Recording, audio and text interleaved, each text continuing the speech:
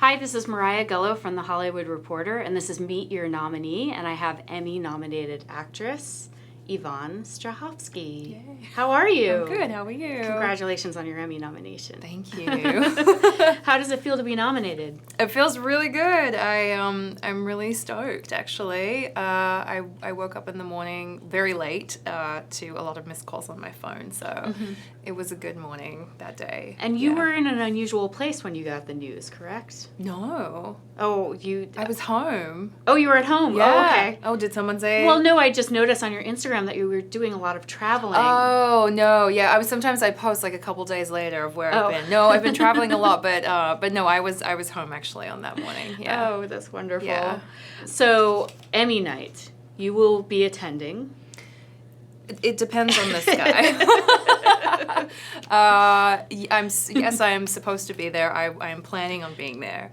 Yeah. Do you have any other nominees that you're rooting for? Oh, like all my friends in my cast. Right. There's 20 nominations for Handmaid's Tale. I know, right? It's so great. It's so amazing. I don't know. I haven't really thought that far ahead. I'm so inundated right now with baby stuff and prepping for that, and and so that's just next on the list. It's next on the list to think about. Yeah. Who would you like to dance with at the after parties? Well, provided that I'll be in a state to dance, probably going to be the size of a house. So I don't know. I mean, my husband will be with me. So yeah my hubs. That's sweet. Yeah. So let's talk a little bit about your character, Serena Joy, because I want to know what you think about Serena really resonated with the Emmy voters this year. I think this season was different from last season in that the writers really allowed me to take a deep dive into her emotional psyche and her vulnerability, and to break down the iciness that we had seen in season 1 with Serena. So I really think that having a lot of those emotional scenes and humanizing her even more made her more relatable and allowed people to have a little bit more sympathy for her, even though she's evil and one of the bad guys. So it's been a really interesting, tumultuous ride for me, and I think as well as audiences, to go on this up and down journey of following someone who was essentially a creator of this horrible place that is Gilead, but then to also see her have these human moments and break down and be affected by things around her, as she should be, as the audience is kind of wanting her to be. Right. It's really a testament to your performance as an audience member who watches The Handmaid's Tale. The emotional ups and downs from episode to episode. You're wondering, are you in her corner for any of the conflicts that she has with her husband and with Offred? And it is a very unusual thing to be like, wait a minute, I feel sorry for her now. Now I'm confused. Yeah. And then the next episode, you just pull the rug right out from under us. Yeah, there's a lot of those moments, and I mean, I thought we had a lot of those moments pre the big rape scene that we did in that one episode, and I wondered personally, once that rape scene had aired, what would happen after that? Would she still have redeemable qualities about her? Was there any way to win audience members back after something so heinous and awful as the big rape scene that we did, even though every ceremony is a rape scene, but this one was even worse. Right. Yeah. Right. Tell me a little bit about filming that scene. Like, how did you prepare to go into a role like that? I always say I always feel a little bit dirty playing the actress who has to justify all the reasons why Serena does what she does, because ultimately I'm on team audience, Yes. who loathes and hates her and wants her to be a better person. So, it feels super icky to step back and kind of go, well, this is why Serena does these things, and I totally understand why she would.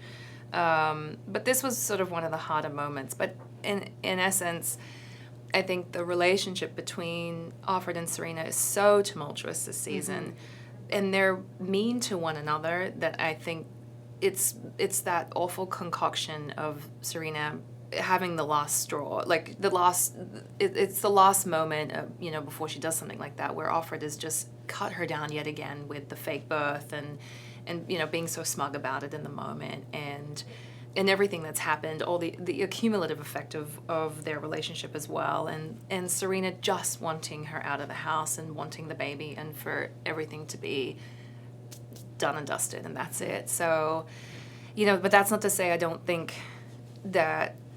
she's not aware of what she's doing. I think in the moment, she realizes that she's forcibly holding somebody down, during a rape, and I mean, you can see that. So it's there's so many things going on, and yeah, I mean, it's an awful scene. Right. Yeah. And you had a couple of scenes yourself where you were put in the position of being injured or tortured. What was it like to go through those scenes, especially being that you were pregnant at the time? Thankfully we got the beating scene at the end of episode 8 out before I got pregnant. That was right before I got pregnant. So the rest were that's sort of because you don't tell people when you're pregnant for the first few weeks, and so I was holding on to my secret for quite some time until the rape scene came around, and I remember I told Bruce Miller and Lizzie at the same time because I was worried that Lizzie, in her struggling, against my arms, is going to punch me in the uterus, basically, and I really didn't want that to happen. So that was a conversation, of course, and with Joe as well, when we shot episode 11, when we go to the house where Offred is hiding, and we have that huge argument, and he shoves me against the wall. So there was, it's obviously quite a dramatic moment where he pushes me against the wall, and I can't do that, when you're pregnant. So that was also a bit of a negotiation. Yeah. The episode where Serena goes to Canada, that was a very interesting episode, in that it really displayed kind of her intelligence and more depth and layers to her than you've seen before. Can you speak a little bit about that episode?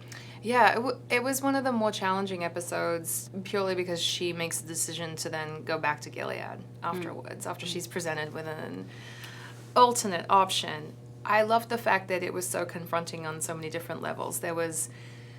She's not only environmentally confronted by a modern world, and a world that she was once a part of. She's watching women who are on their phones and being independent and going about their work days in clothing of their choice. And then you have the little girl at the elevator, calling her a princess, and her feeling alienated. And even the guy who offers her an alternative escape, Sam Yeager, who played that role, there was an element of flirtation going on there as well. There was a chemistry between the two people. It was something that Serena, I don't think, has felt in a really long time. I don't think she's ever felt another man's eyes on her in that watchful kind of a way. And I thought it was really compelling as I read it to imagine what it would be like playing it, where there's all these different things, and how you digest all of that when it's like a blast in your face after you haven't been used to any of that kind of thing in the past. So it was a wonderful episode to work on. Did you appreciate getting more flashback stories about Serena this season? Yeah, I always love the flashbacks. They feel always really foreign to me because it is going back into like a modern day clothing version of Serena. So I'm way more familiar with Gilead Serena than flashback Serena. But it's always really fascinating to see how the pieces are getting put together and what the writers are coming up with. And those scenes in particular with the university were really intense, with the students screaming and yelling. It was a really, really intense day. And I remember actually that in Australia they were announcing the marriage equality vote that day, which was, I always thought was interesting, kind of a juxtaposition of, Australia, voting yes, and it being this amazing moment. And here I was being screamed out for being a Nazi, and then I won't say the word that came after it, but Right. It was interesting. Yeah. Tell me a little bit about your scenes with Elisabeth Moss. I mean, she's your most intense scene partner. Yeah. How did you guys work on, keeping the intensity of the scene, but not losing yourself in all of that intensity? I mean, I think, we're both pretty kind of, I guess, like we don't like once we call cut, we're cool and we're fine. We're like normal people. So it's not all doom and gloom. So that's great that, you know, we get to have that play in between takes or in between scenes.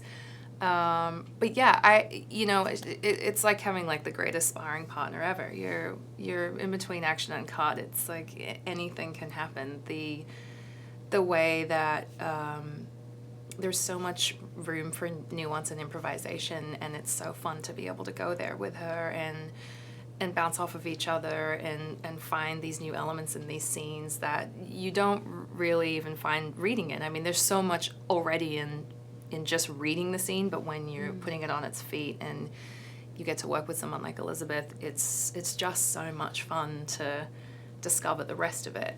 Yeah. How has working on Handmaid's Tale informed you about what kind of mother you're going to be? Oh yeah, I've tried to sort of really separate the two things.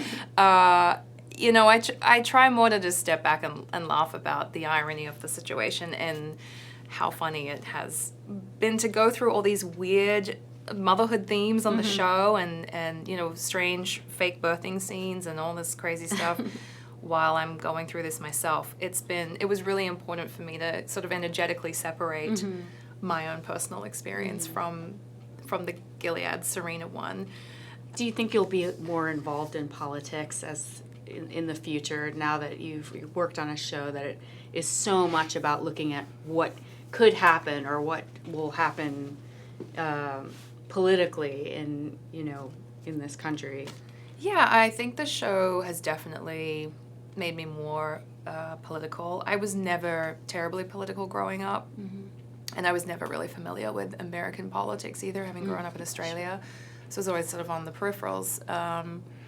But I mean, it's hard to turn away from politics now anyway, even if you're not political. It seems like oftentimes a circus, even though there's incredibly serious issues being talked about, it does sometimes seem so far-fetched in what's going on. But the show has definitely been enlightening and empowering as well. It's, aside from just being an incredible professional journey, personally, it has really empowered me, especially as a woman, you know, with all the themes that we address on the show and how they parallel, often accidentally, with real life.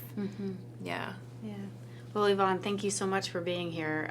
Congratulations on your nomination, and we'll see you on Emmy night. Yeah, thank you. Hopefully I make it. Yes, you will. You will. Bye.